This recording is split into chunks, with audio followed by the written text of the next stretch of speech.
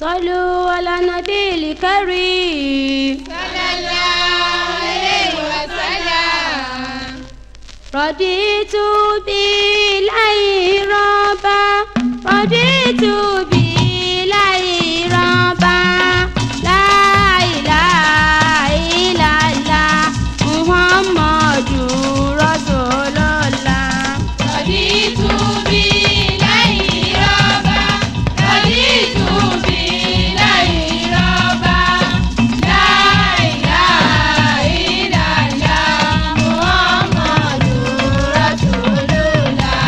رضيت بالله ربا رضيت بالله ربا لا إله إلا الله محمد رسول الله. رضيت بالله ربا رضيت بالله ربا لا إله إلا الله محمد رسول الله. Ẹ jẹ́ ká fọkàn sẹ́sìn Olúwa ká lè bára àlìjánnà wọ̀. Kò sọ́ba kan àfọlúwa Muhammadu lójíṣẹ́ rẹ̀. رضيت بالله ربا رضيت بالله ربا لا إله إلا الله محمد رسول الله. Kò jẹ́rìí sí tẹ́lẹ̀dá Olúwa ẹ̀sìn àsìnlá ìlò wa borí gbogbo ohun tí ń bẹ nílé ayé pátá Muhammadu ló mẹ̀sìn náà wá.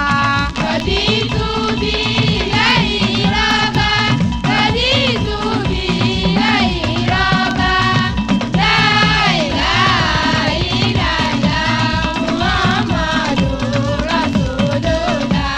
Ẹ jẹ́ ká gba Nábì lójíṣẹ́ ká sì gba Kùránì náà gbọ́ ká sì gba màláíkà náà gbọ́ Káàbà sì ní àdójúkọ àwa. رضيت بالله ربا رضيت بالله ربا لا إله إلا الله محمد رسول الله. Òyìdí èyí mú kí yín kún ọdún àjọyọ̀ tó ṣojú ẹ̀mí wa ọpẹ́ ńlá ní fún Olúwa ẹ̀mí wa yóò ṣọ̀pọ̀ ọdún láyé. رضيت بالله ربا رضيت بالله ربا لا إله إلا الله محمد رسول الله. رضيت بالله ربا رضيت بالله ربا لا إله إلا الله محمد رسول الله. رضيت بالله ربا رضيت بالله ربا لا إله إلا الله محمد رسول الله.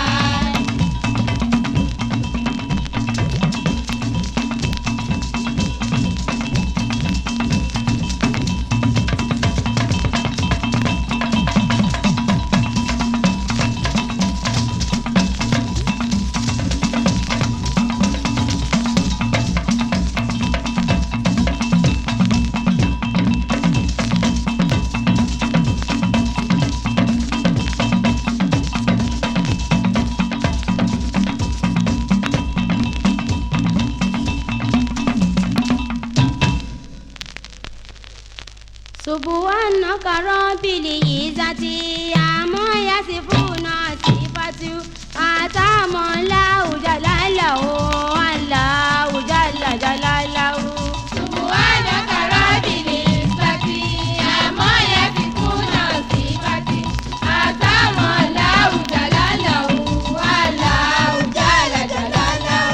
حمدا لله دائم شكرا لرب العواد قالوا لجميع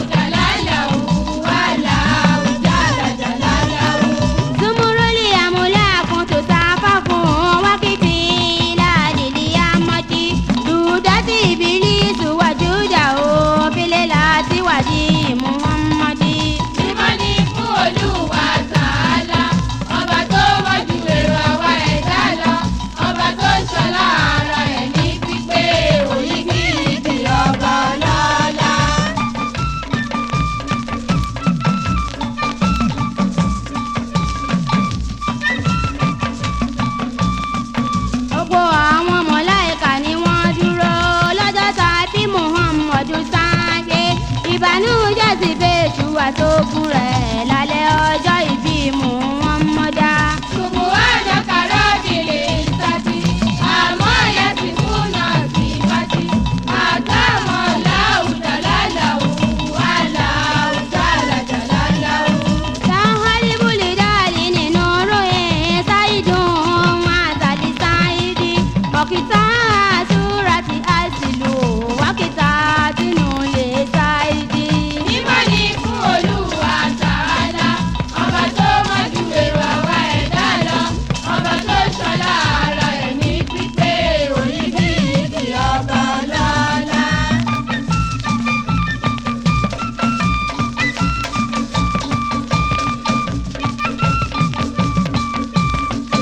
Ìmọ́lẹ̀ yìí tàn ká gbogbo àgbáyé láti ṣẹ̀rí ọ̀gá wa Muhammada. Àwọn kèfèrí sì dorí kodò nítorí a bí ìmọ́lẹ̀ yìí sáyé. Subhana karabili isati, àmọ́ ìyá ti kú náà sí pàtì. Àtàwọn láwùjọ láláwù, aláwùjọ àlàjọ láláwù.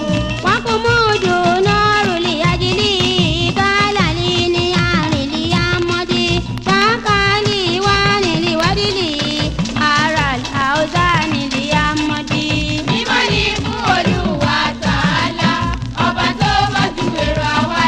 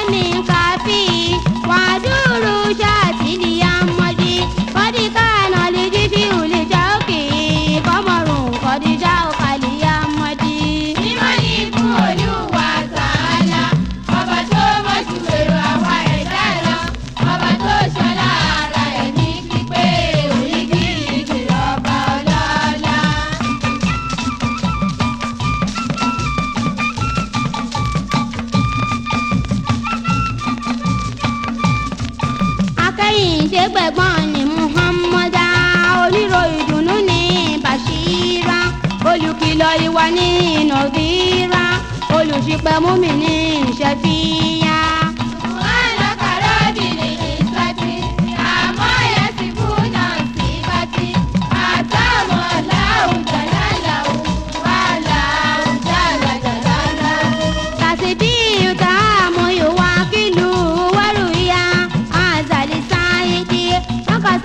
Shibabu tashababu fi kafi nabiyu Muhammadi.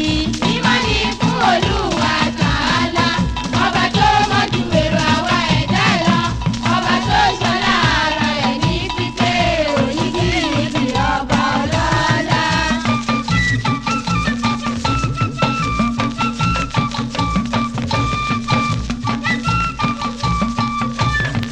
Gbogbo àwọn òjíṣẹ́ ìṣáájú ṣoṣo tàrán sí gbogbo àgbáyé ṣòun la kẹ́hìndé Muhammada. Subhanaka rabbil izzati amma yasifuna sifati azama lahu jalalahu walahu jala jalalahu. Wakuliyatu jahajadidu wata sanjada tilisaidi makasali mawudu wajaba shamusun qadirun daliya. Ìmọ̀ni fún Olúwa Tàálà, ọba tó mọ̀ ju èrò àwa ẹ̀dá lọ, ọba tó ṣọlá ara ẹ̀ ní pípé oníkìkì ọba ọlọ́lá.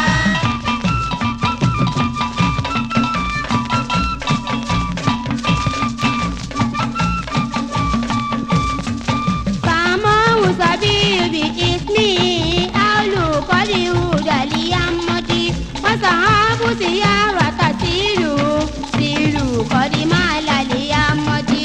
Subhanaka rabbil izzati amma yasifuna sifati azama lahu jalalahu walahu jala jalalahu.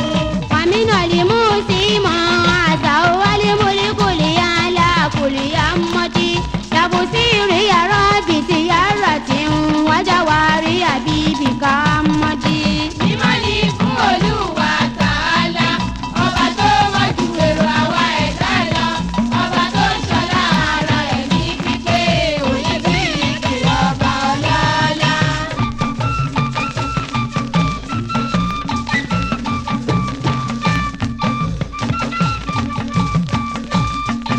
Ramoni jalla jalalahu Oníkìkì ọba ọlọ́lá. Rahimi jalla jalalahu Oníkìkì ọba ọlọ́lá.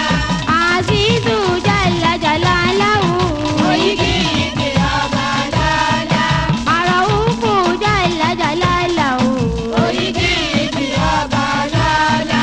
Muminu jalla jalalahu Oníkìkì ọba ọlọ́lá. Mu'minu jalla jalalahu Oníkìkì ọba ọlọ́lá.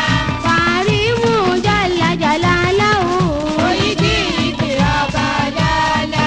Wahabu jalla jalalahu Oníkìkì ọba ọlọ́lá. Razaku jalla jalalahu Oníkìkì ọba ọlọ́lá. Wahidu jalla jalalahu Oníkìkì ọba ọlọ́lá. Wadu jalla jalalahu Oníkìkì ọba ọlọ́lá. Ramonu jalla jalalahu Oníkìkì ọba ọlọ́lá. Rahimu jalla jalalahu Oníkìkì ọba ọlọ́lá. Rafiu jalla jalalahu Oníkìkì ọba ọlọ́lá. Latifu jalla jalalahu Oníkìkì ọba ọlọ́lá. Oníkìkì ọba ọlọ́lá. علم الغيب والشهادة هو الرحمن الرحيم هو الله الذي لا إله إلا هو الملك القدوس السلام المؤمن المهيمن العزيز الجبار المتكبر سبحان الله يا ما يشركون وعلى أولئك البديع المصور له الأسماء الحسنى يسبح له ما في السماوات والأرض وهو العزيز الحكيم.